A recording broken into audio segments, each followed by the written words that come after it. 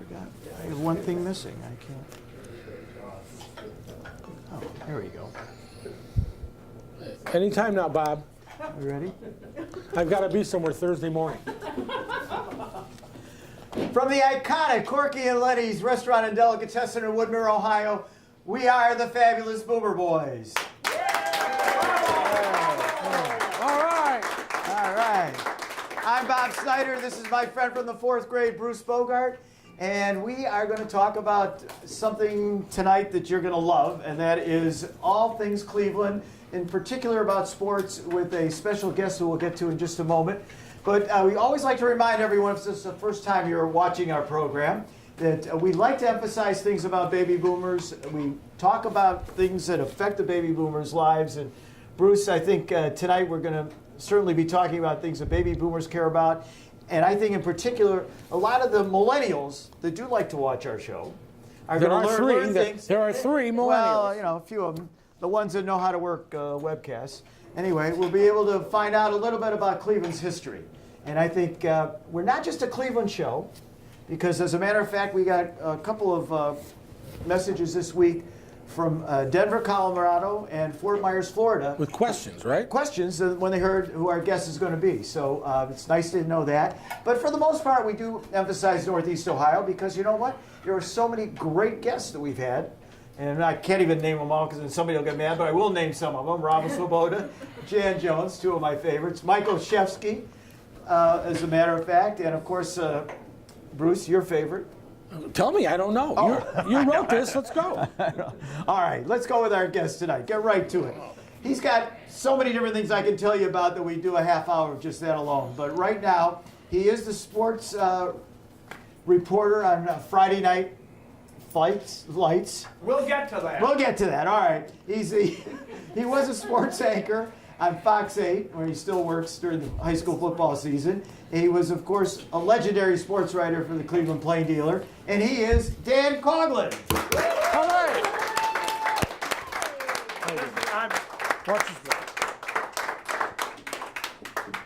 This is great. Do I have a microphone here? Or what? No, you're going to talk nice and loud. We're going to hear you. Okay. You're the guest. Don't worry, we're going to take care of you. You know, I apologize for a minute here. I always forget the name of that show on Friday nights. I watch it. Oh, Friday Night Touchdown. Oh, But Touchdown. not so fast. Okay. I might have done my last show. Oh, you're kidding. Because, well, I'm 80 years old. Oh, come on. And it's time to give somebody, a young kid like only 60, who's trying to make his way. But anyway, I might come back. Working on getting the arthritis in my spine cleared up. That hurts like hell. That's among the things that we're concerned about. You know, you baby boomers, you're going to get diabetes, you're going to get a bad spine.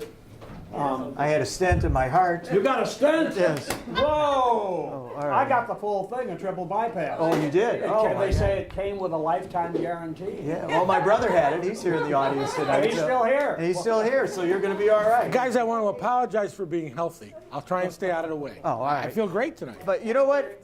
This is the thing about baby boomers, though. Even though we know these health things are going to happen, in the end, the story is we still like to relive some of the past exploits. And what I want to start with, Dan, if you don't mind. What we want to start with.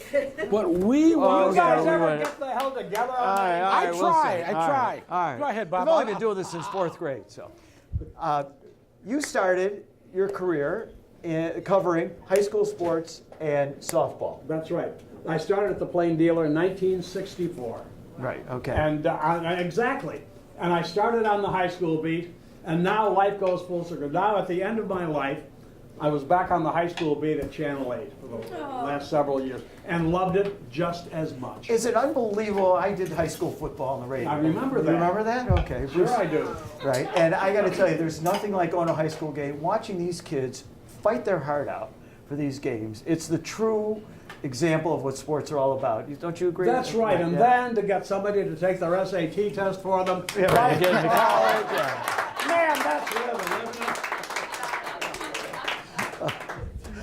it?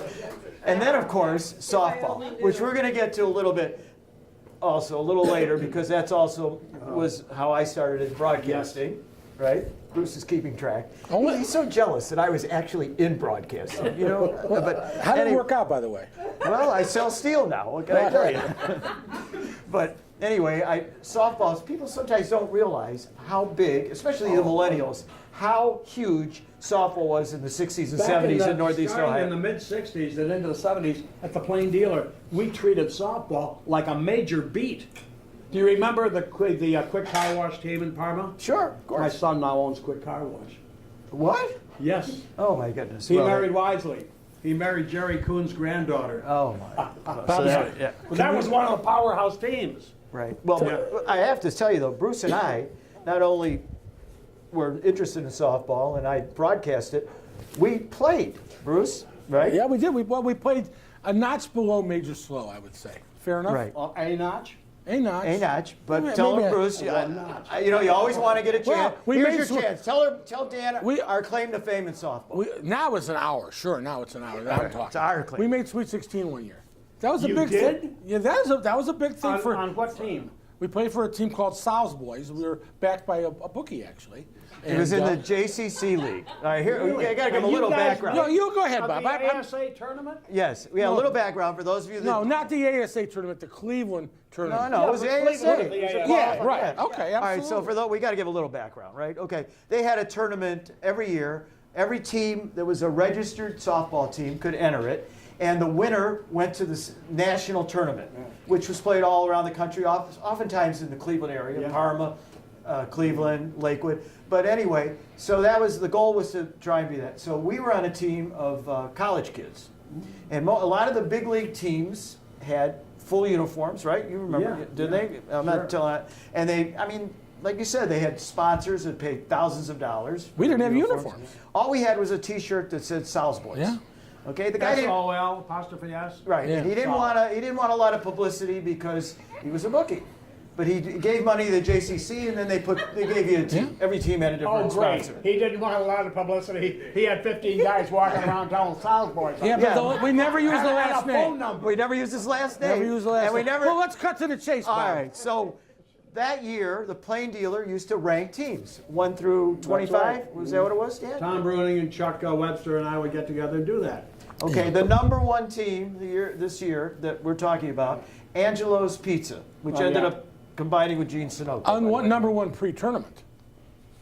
What's that? It was pre-tournament number one. Pre-tournament number Yeah. one. So how they does were this the number- story end? They, We had ratings just like we rated the high school football Yeah. team. We did it with a softball team. so we were not rated. No team in our league even Nobody came knew close we to- existed, frankly. Right, right. Yeah. We were So- a bunch of Jews on each side. They didn't care about us. So we caught them on. We really got lucky. We caught them on Kirtland Field, which had no Kirtland. fences. You could go as far as you could catch a ball. Do you remember that? I remember that. Okay. Okay. So most of the games, when you played against these better teams, you'd play on a fenced field because they had these big behemoths, and they'd hit the ball over the fence. You had no chance beating them because they hit so many They home just runs. poke them out like just. Right. So we caught this team on Kirtland's Field. Okay. Okay. And our manager, who was also our pitcher, Alan Weeder, I'm going to give him a plug, he scouted Angelo's. And he saw, and I'm going to give you a famous name, and we have a story about him later, Preston Powell. Sure, Preston. Tell us a little about Preston. It'll help for this story. Oh, well, first of all, he was drafted out of Grambling by the Browns as a running back, as a fullback. He was the backup to Jim Brown. One time he was a rookie. And in the practice field down at Hiram, why he got into Jim Brown was not giving him the proper respect. And they got a fist fight on the field. And Preston Powell decked Jim Brown and dropped him. You heard it here with the famous Boomer Boys, Yes. okay? Yeah. Preston, great guy. Now he's still, well, he was until recently working as a security guard at Thistledown. Alan? And in fact, when I was down with pneumonia in the fall, 8 days flat on my back at Fairview Hospital, which I've renamed Shawshank Memorial Hospital. And you heard that here You too. heard that here. Right here. It's a, it's a, Preston called me at home to see how I was doing. Wasn't that sweet of Oh, him? that was. He Yeah. was a fantastic slugger. He's in the Greater Cleveland Sports Hall of Fame. Right. Hey Well, Tyler, when we film softball. this, put that Shawshank thing at the bottom of the screen. Give him a plug. give him a okay? plug, yeah. So that's how good some of the players were this year. And Otis They were Chapman. great. How about Otis Chapman? Otis He was Chapman. What about What Shelley he- Hoffman? Shelley Hoffman. He was our pitcher. Another great player, right? And this team was like, they were stacked. Steve Loya, of course, Danny Blahovic. And Roger Wilk. Roger Wilk. Yes. Yeah. All right. Oh. So this is a team we're up against, and really, You beat. They were on. they came out to Coughlin, and our friend and pitcher scouted them, and he saw that they were mostly pull hitters and went for the fences. Okay.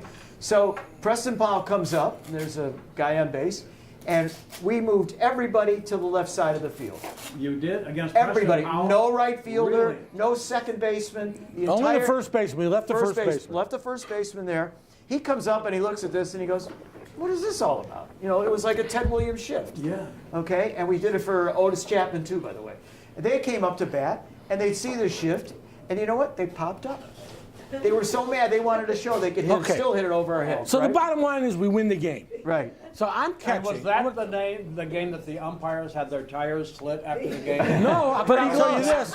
We thought we were getting our tires Yeah. going to So, going on. we're in the last inning. They played 7-inning games, and Shelley Hoffman's catching, or somehow he's talking to me, and he's my cousin. And I guess Shelley Hoffman is your cousin? Yeah, he likes me. That's a straight line. Don't go there. Okay. I'm biting my tongue. He says to me, when the game's over, if you win, just get the hell out of here. No good can come of it. So as soon as the game was over, I was a little schmendrick, you know. I'm out of here. We left. That was it. And then we got upset the next game. But here's the best part. No, you didn't get upset the next No, day. That was no upset. Wait a minute, but the key to this story, Dan, we made the front page of the Plain Dealer Sports page because of the upset. We were in the, can you get that microphone fixed? Okay. No. Anyway, we were the front page of the Plain Dealer Sports page, and to this day, we were the only team to ever make the Sweet 16 from the JCC League. So that's our big softball story. However, I'll bet you have stories to tell us too. I once had a Sunday morning team back in the early 70s. We were a terrible team, but I put together, then I started recruiting some pretty decent players. And we did win one game in the ASA, the citywide tournament. One game. I forgot who we. Well, yeah, I forget who we beat. But You don't Where'd you want to play say. it? Remember where you played it? What position did yeah, you play? Brookside. Okay, what That's about position? I was old and fat, and I squatted behind the plate. I was the catcher. What position did you play, Bruce? I was old and fat at a young age, and I squatted behind the plate barely, and I caught. Okay, very important position. That's where they put the guy who was. They put us guys behind the plate. We could hit. We could do the least damage. I was in the outfield. Right field, by the way. No, right no, field. it's not a right field. Let me tell you something. I'm not right. I really want to hear more from Mr. Coughlin. I know that you don't All believe right, that. all right, all right. I know you're going to So say what else that. you been doing 30, 40, 50 years here?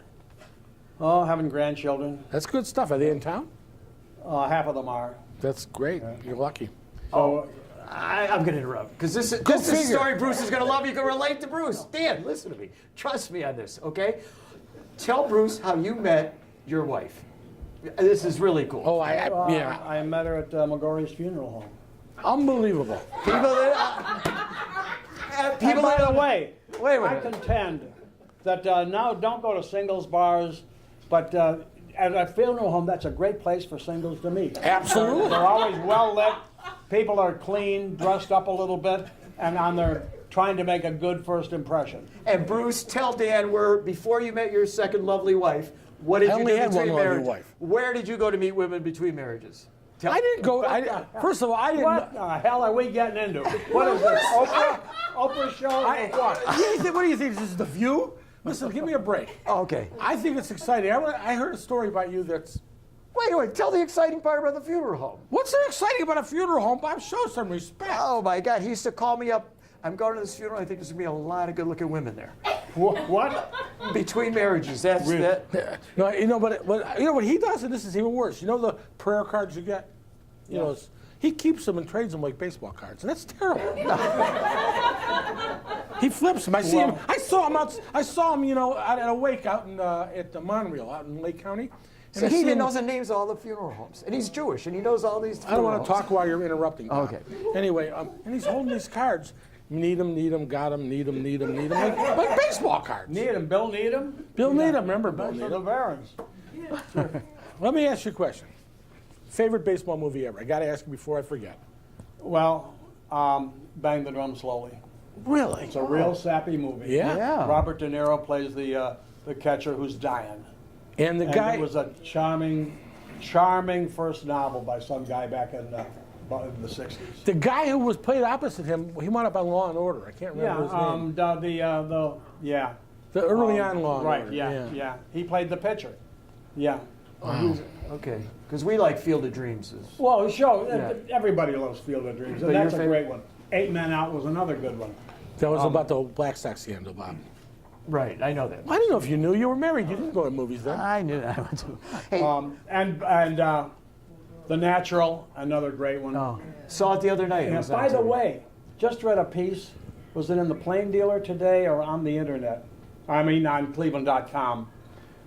The guy who played Kinsella's father, John He was in Kinsella. town or something, right? He's from right here near Yeah. Akron. Yeah, Oh, really? He's 60 years old now. The guy who played the father funny. in Field of And he- Dreams. Oh, and right, he's- right. He's in town. Yes. He yes. is going to make a tour. He's speaking this Saturday at League Park. Or no, it's someplace this Saturday, and he's doing a couple others around here. Then he's on a national tour. Last week we had Scott Longard on, who's an author, written some baseball books. Okay. He mentioned it on the air here. Yeah. That this Okay. Kinsella, Ray Kinsella's father. Yeah. Yes. All right. As long as we're plugging people, let's get to one of the reasons we want to talk to you tonight. I think that's Okay? a real good idea. Is that a good idea? All right, let's get a good close up of this because we get really carried away here. That's my latest book. This is the latest Bob, book. yes. All right, this is the latest book, and it's just one more story, a last batch of stories about the most unusual, eccentric, and outlandish people I've known in 5 decades as a sports journalist. And I've read the book, and it's got pictures, Bruce, because I know you're going to ask me. And I'll find them in here. And there are really some outstanding pictures of all kinds of different people that you've met over the Sure. Oh, years. yeah. And it's really like it's part of a series because here's another one that I totally recommend. Pass the Nuts, right? And that was a play on after the first book, which was crazy with the papers to prove it. So the second book then was naturally Pass the Nuts. You would be writing on, when you were a beat writer, you'd be pounding about 3 or 4 columns a week? How did it go? Well, it depended on what beat I was covering. Like with the Indians, that was tough. They fly 55,000 miles a year, traveling with the Indians. And back then, I used to do a little at the top of my baseball stories. I would do 4 lines of light verse. Some people call it poetry, but let's be serious. This was junior high poetry. 4 lines. It rhymed, and it was in meter. And that was, I had to do it every night on deadline. Something about the game. Like, it was sort of a nod to old-time sports writing and a nod to Jimmy Doyle, the old Plain Dealers sports columnist who wrote a lot of that stuff. So, but sometimes I wind up rooting against the Indians. For instance, I remember one night in Kansas City, especially when we're 1 time zone away. I'm still trying to make the first final home edition. And so I would try to start working on my poem as the game went on. And one night we're in Kansas City and we're losing and Indians are batting in the top of the 9th and we get a rally going. Got a couple runs in. And now 1 more hit and we tie the game and maybe we go to extra innings, or at least Kansas City has to bat in the last of the 9th. Oh, boy. And I now have to rewrite the poem on deadline. So I'm now, no, don't score. I'm not out loud thinking to myself. So, And who cared in those days? They weren't going anywhere. anywhere. Jerry No. Holtzman, an old guy, baseball writer from Chicago, wrote a book called No Cheering in the Press Box. So I couldn't cheer it out. I could not cheer against the Indians out loud, but in my heart, please, don't score, get out, end this game because the poem is written. Yeah. Well, how do you contrast that with the pace of writing a book? It's a totally different dynamic. People ask me, how long did it take you to write Yeah. this book, my first book? And I said, 50 years. It's 50 years of stories that I'd gathered. But it gets, with a book, hey, I had no deadline. Yeah. It was an easy pace. Do you use a dictaphone or something like that? How do you keep it all down? Are you thinking of writing a book or something that you're asking these questions? You ain't in it. No, I see, I have everything I wrote for the Plain Dealer from 64 to 82. I have all those clippings. The Plain Dealer kept, for research, scrapbooks under the reporter's name, the byline who wrote it, and then the subject, and some other. They got 3 ways of cross-checking stories when they're in the library at the Plain, back in those days at the Plain Dealer, checking background on a story, things like that. So when I left in 1982 to go to the Cleveland Press, which lasted for 3 months, by the way. Why did you leave? We needed a bigger house. We were having a bunch of kids. Oh, okay. The Plain Dealer did not. Every time back in those days, they turned on the presses, and it was like printing $100,000 bills. But they did not have an extra bill for me. Oh. And I needed a bigger house. Plain Press called and doubled my pay and gave me a big signing bonus and put us in a nice big house on Lake Avenue. How long were you into those 90 days when you found out they were closing their doors? I was 3 months, and then I found, well, they were in terrible trouble. We all knew it. Everybody knew it. Right. But I figured, well, I'll get a few years, but I didn't think it would be 3 months. Wow. And then the Plain Dealer bought them and shut them down just like that. So now that's why I stumbled into television.